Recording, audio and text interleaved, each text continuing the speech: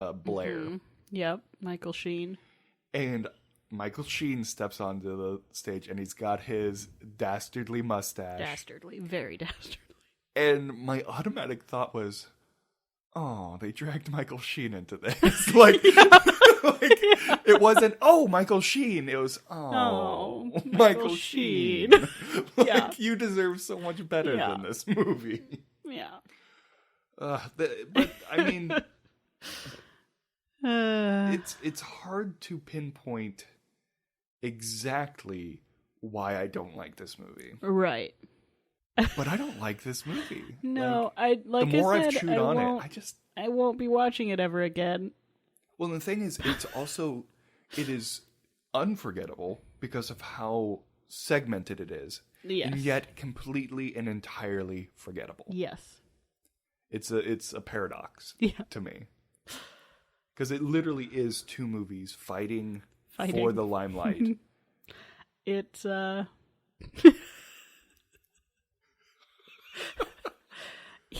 Here's my recommendation. Uh-huh. If you have children between the ages of 5 and 10, and you desperately need to sit in a theater and not be actively parenting and just let your kids watch a movie, this will be fine for that. Yeah.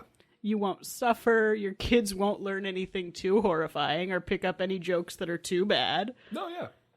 They might be talking about extracting bagpipes from dragons' assholes for a while, but that's really not much worse than many kids' movies. So, if you want to escape the world for an hour and a half with your kid, fine. Do this one. You're depressed. You must have bagpipes up your ass. Right. Like, the whole opening to that scene is dealing with depression. It was such a weird loss. jump. It literally, it was such a quick switch from, I understand your pain, the loss of a loved one, and your depression has made you impacted in your kidney, or whatever your he colon, said. Your colon. I better pull that out, prep her for surgery, lie her on her side, keep her calm, and then he shoves a leak up her asshole. Yeah. And she even makes the whoop surprised face. It's just rapid fire switching back and forth between I think I want to tug on some heartstrings to let's shove some poop in there. And it's unrelenting too. It just goes from one thing to the next. The whole movie. There aren't any breaks.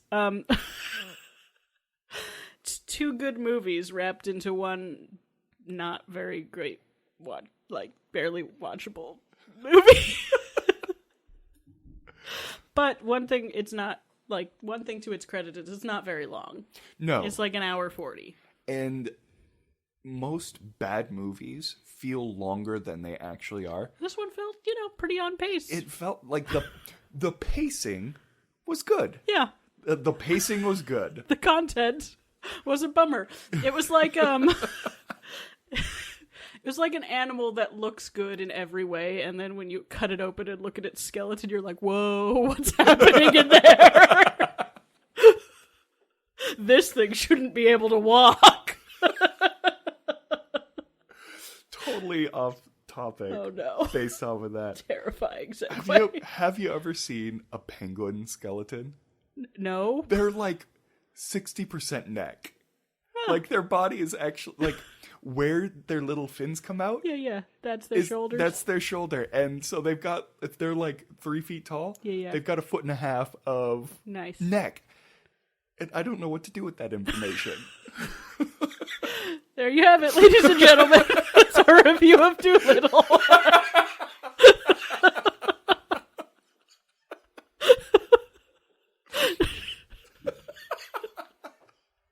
Should we talk about what we're going to do next time? Yeah, because it's going to be better.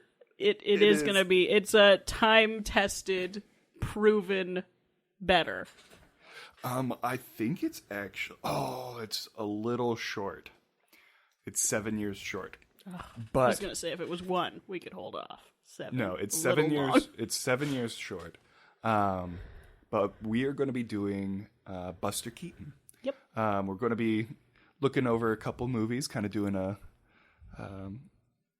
a group review of Best of Buster Keaton compilation his. episode. And of these, there were made in 1927, 1928, in that range. Yeah, if And you that's haven't almost watched 100 years ago. any Buster Keaton, it's pretty easy to find on Yep. YouTube and such because it's so old at this point, but genuinely entertaining. So I recommend taking a look at some of those before coming back next time. I highly suggest The General. Yes. It's a phenomenal, shorter than a feature-length film, but it is pretty long. It's about 75 minutes, so just over an hour. And it is... So a thing that I rag on movies a lot is continuity. Sure. And if you want a college course on continuity, watch a Buster Keaton film. Mm-hmm. They are meticulous mastercraft. But yeah, more on that next time. We're going to be deep diving into Buster Keaton, and looking forward to seeing you next week. All right. Bye. That was such a weird ending, so I'm just going to cut in right here. This has been another episode of Casual Cinephilia. Oh.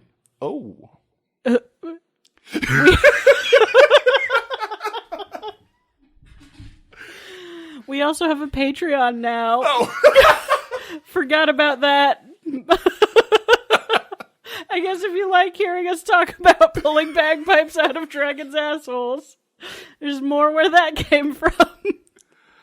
Oh, we're so bad at this. You would think That's why we're poor. All right, bye. Bye.